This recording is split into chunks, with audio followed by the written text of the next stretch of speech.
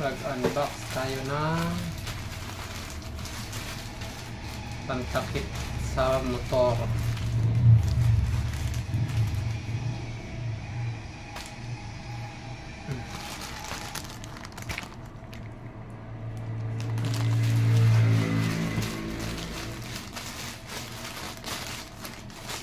Ano, no video, no return, no refund. Kaya kailangan natin i-video.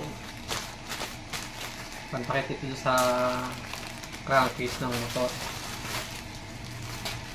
Genuine daw to eh. Original.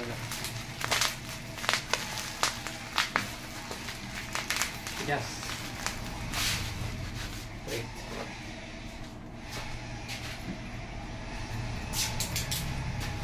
Gagamit tayo ng cutter. Ito ay halagang 152 pesos. Wala kasi yung ganito ko.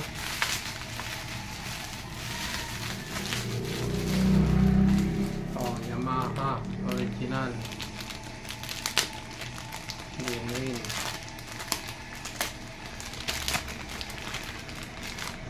Wala siyang guma. Goods na rin. May guma naman ako doon dati.